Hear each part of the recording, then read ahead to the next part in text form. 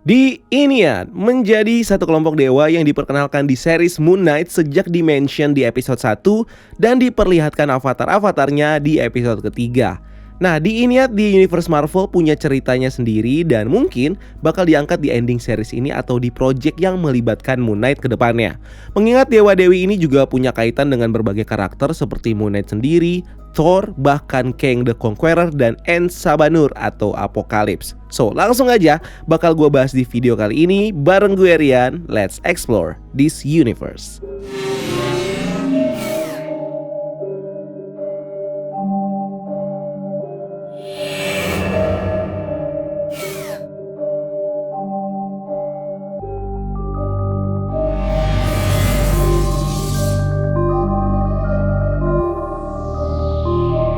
Nama The Ennead ini berarti 9 yang merujuk kepada jumlah anggotanya, di mana 9 dewa The Ennead ini merupakan 9 dewa pemimpin atau alpha dari para dewa-dewi lainnya.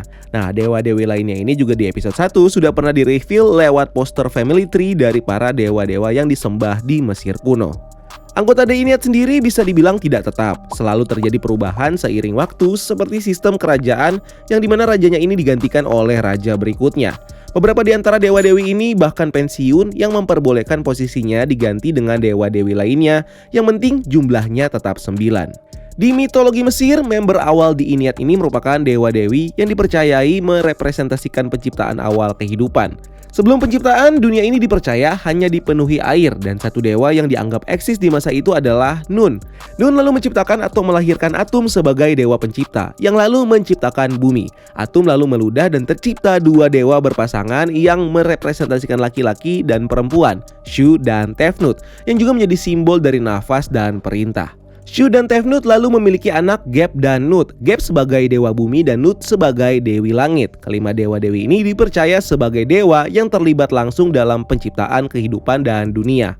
Nah, Geb dan Nut kemudian melahirkan Osiris, Isis, Set, dan Nephthys yang kemudian berpasang-pasangan mewakili unsur-unsur lainnya. Seperti Osiris dan Isis mewakili kesuburan dan ketertataan, sedangkan Set dan Nephthys mewakili kehancuran untuk menyeimbangkan dua saudaranya yang lain. Ini merupakan member awal dari The Ennead, hingga perlahan-lahan dengan terciptanya dewa-dewi lainnya, mereka saling bergantian mengisi anggota dari kelompok The Ennead ini. Nah, di Marvel Universe sendiri, silsilah keluarga dan sejarah dari para dewa ini tentunya diceritakan berbeda dengan yang ada di mitologi, yang mungkin bikin lebih simpel untuk menceritakan silsilah dan juga hanya memperkenalkan beberapa dewa saja dibanding memperkenalkan ratusan dewa yang eksis. Di ensiklopedia Mythologica Marvel, Osiris merupakan pemimpin terakhir dari The Ennead sebelum mereka berpindah dari bumi ke tempat yang disebut dengan Celestial Heliopolis.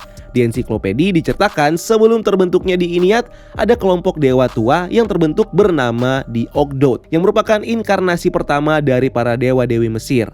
Dewa Atum yang mengambil aspek Ra, kemudian menjadi Amon-Ra, membangkitkan kembali dewa-dewi sebelumnya.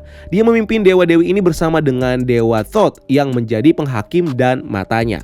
Nah, di Ogdoad sendiri terdiri dari Amon-Ra, terus Dewi Udara Amaunet, Huh dan Hauhet yang merepresentasikan ruang dan hal-hal yang terlihat, Kuk dan Kauket yang mewakili kegelapan, dan Nun alias Demiurge dan Naunet, Dewi Air. Sayangnya di Ogdoad masih belum sempurna dan akhirnya dimusnahkan tanpa alasan pasti. Amon-Ra lalu membentuk The Ennead sebagai generasi berikutnya dari para dewa-dewi Mesir ini, termasuk di dalamnya ada Shu dan Tefnut.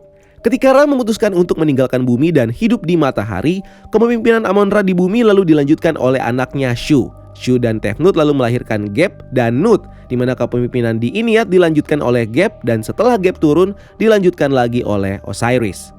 Nah, ngomongin Dewa Ra yang pindah ke matahari, menariknya kita tahu ada satu karakter yang kita anggap mati saat menuju matahari. Dia adalah Ikaris. Bagaimana jika dia di matahari ternyata nggak mati dan malah bertemu dengan Amon-Ra? Kepemimpinan Osiris di antara para dewa-dewi ini diprotes keras oleh anaknya Set yang mengincar tahtanya. Dan di dalam kepemimpinan Osiris, dia menunjuk Fir'aun dari kaum mortal atau kaum manusia untuk menjadi penguasa wilayah Heliopolis dan mulai mengurangi keterlibatan dari para dewa-dewi ini untuk urusan manusia. Dia lalu memindahkan tempat tinggal para dewa ke sebuah realm ekstra dimensi yang disebut dengan Celestial Heliopolis atau Overvoid.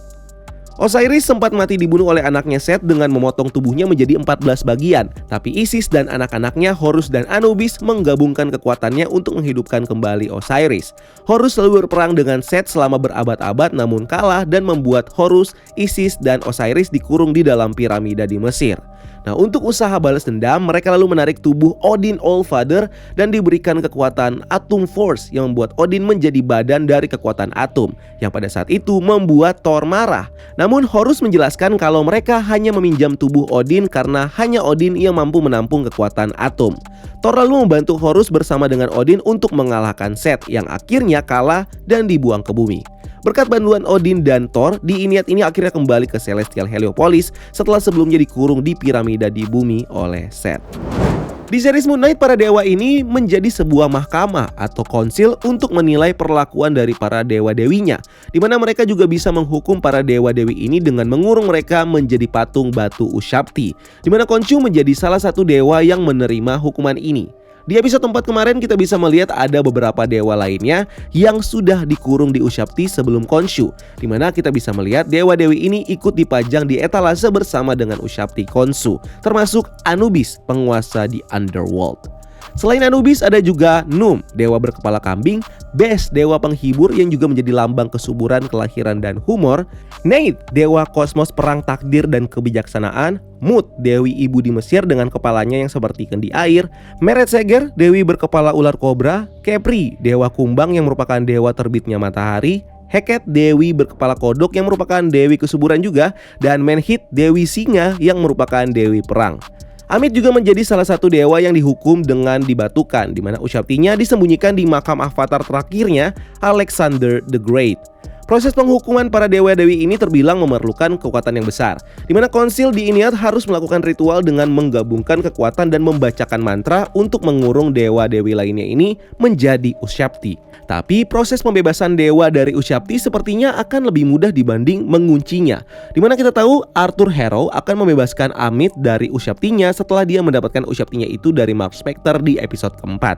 So, sepertinya tidak akan memerlukan kekuatan dari para Diiniad untuk membebaskan dewa yang dikurung. Yang ritualnya seperti apa bakal kita lihat di episode kelima besok nih. Begitupun dengan Khonshu yang sebelum dikurung memberikan pesan kepada Stephen untuk menyuruh Mark membebaskan dia. Jadi dari sini kita bisa mengambil sedikit kesimpulan kalau pembebasannya akan lebih mudah daripada proses pengurungannya. Di episode 3 dijelaskan juga kenapa para dewa-dewi ini tidak lagi terlibat dalam urusan manusia, yang kalau merujuk ke komik adalah karena keputusan Osiris sendiri yang menunjuk makhluk mortal sebagai Fir'aun untuk menguasai Mesir. Backstory ini membuka peluang bagi satu Fir'aun yang dikenal di Marvel Universe untuk menjadi penguasa setelah para dewa-dewi ini meninggalkan manusia, dan Fir'aun itu adalah Ramatut. Ramatut adalah Nathaniel Richards aka Kang the Conqueror yang variannya sudah kita lihat di series Loki yang dikenal dengan He Who Remains, di mana merujuk di komik dia bertime travel dari abad ke-30 ke tahun 2960 sebelum Masehi, dan dengan pasukan robot yang dia miliki dengan mudah dia bisa mengambil alih tahta Fir'aun yang berkuasa di saat itu, yang lalu menjadi Fir'aun baru di sana dengan mengambil nama Ramatut. Nah, Easter eggs dari Ramatut sebenarnya ditunjukkan di episode ketiga ini, di mana petunjuk ini sekilas muncul di bentuk desain jaket yang dipakai tim penggali Arthur yang dilawan oleh Mark. Terlihat gambar desain yang persis seperti bentuk mahkota Ramatut di komik ketika dia menjadi Fir'aun, dan ini sudah dikonfirmasi langsung oleh Eric Voss ke orang dalamnya Marvel kalau ini adalah referensi dari Ramatut. Artinya di MCU, Kang the Conqueror memang pernah menjadi Fir'aun dan berkuasa di zaman Mesir kuno dan dikenal di sejarah peradaban Mesir sampai sekarang. Apalagi monumen Sphinx yang juga muncul di series ini, plus sudah muncul juga di series Loki, di mana Sphinx ini adalah bentuk mesin waktu yang diciptakan Nathaniel Richards saat pertama kali bertime travel ke zaman Mesir kuno. Kita tahu, Kang the Conqueror ini sudah di-tease di series Loki dengan He Who Remains sebagai variannya, dan rumor yang bermunculan memperkirakan kalau Nathaniel Richards sebagai Iron Lad juga bakal muncul di film Doctor Strange in the Multiverse of Madness, dan Kang yang juga bakal muncul di film Ant-Man Quantum Mania. Mantap. Menarik kalau sampai cerita tentang dia yang menjadi Fir'aun juga diangkat oleh Marvel Studios, apalagi kalau menghubungkannya dengan mutant pertama di dunia yang lahir dan tumbuh di masa pemerintahannya Ramatut. En-Sabah-Nur yang di komik berkonflik langsung dengan Firaun Ramatut yang berkuasa di masa itu. Kepemimpinan Ramatut yang malah menyebut dirinya juga sebagai dewa membuat Dewa Khonshu marah, yang juga berusaha dengan avatarnya Moon Knight di saat itu mencoba menggulingkan penguasa Ramatut. Bahkan Moon Knight di zaman itu teaming up dengan En-Sabah-Nur membentuk timnya untuk melawan Ramatut. Bahkan Dewi Isis juga ikut memberikan kontribusi melawan Ramatut dengan memberikan penglihatan kepada En-Sabah-Nur tentang masa depannya sebagai conqueror supaya dia bisa menggulingkan Ramatut, dan dari sini dia mengambil nama Apocalypse. Selain itu, koneksi dari para dewa-dewi Mesir ini dengan Thor bikin kita berpikir apakah koneksi ini juga akan dibawa di live actionnya, terutama di film Thor Love and Thunder, dan apakah ini berhubungan dengan 4 dewa yang absen di episode ketiga. Sudah banyak yang berteori kalau hilangnya 4 dewa anggota di Iniad ini adalah karena kemungkinan mereka dibunuh oleh villain dari Thor di film Thor Love and Thunder nanti, Gorr the God Butcher. So, bukan gak mungkin, bisa saja dewa-dewa yang absen di council itu ternyata sudah dibantai duluan sama Gorr waktu mencari para dewa.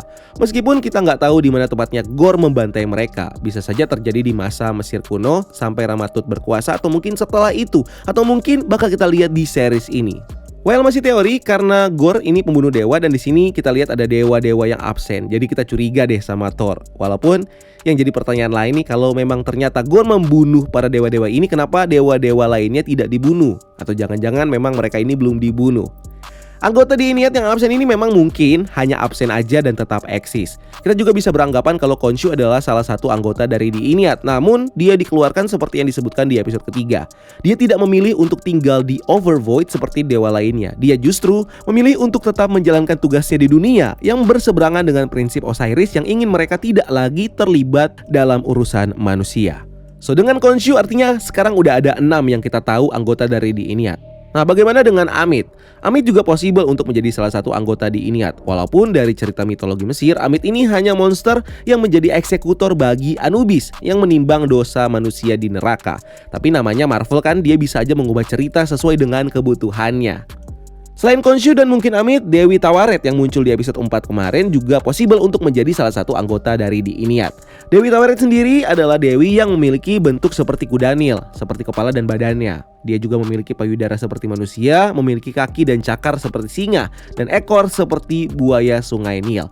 Dia adalah dewi kesuburan dan kelahiran.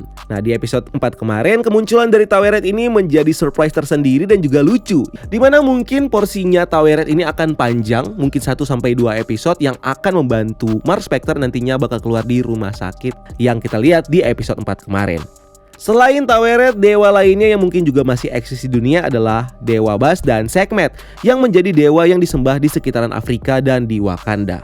Dalam sejarahnya, saat manusia meninggalkan dewa, ada beberapa dewa yang memutuskan untuk mencari daerah baru untuk mencari pengikut, di mana dewa lainnya memutuskan untuk pergi ke Celestial Heliopolis. Bas dan Sekhmet pergi ke wilayah Afrika dan disembah di sana.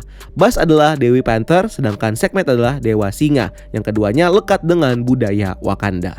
Bas dan Sekhmet mungkin tidak memiliki avatar seperti yang dimiliki dewa lain, tapi Bas justru menurunkan kekuatannya dengan cara yang berbeda dalam bentuk heart-shaped herb, dan Sekhmet justru lebih banyak terlibat dalam urusan manusia. Begitupun dengan Dewi Taweret yang juga tidak memiliki avatar.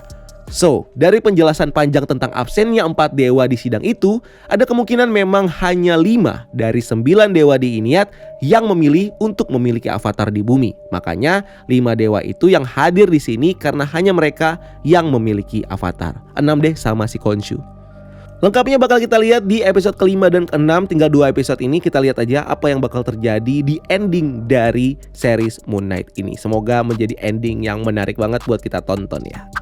And tulis di kolom komentar guys kalau mungkin kalian punya tanggapan atau teori lainnya. Dan thank you udah nonton video ini, dan jangan lupa untuk subscribe sebagai bentuk dukungan kalian buat channel ini. Jangan lupa juga cari kita di TikTok dan Instagram breakdown.universe, dan jangan lupa lakukan satu kebaikan hari ini. See you on the next video. Gue Rian, until next time, keep exploring the multiverse.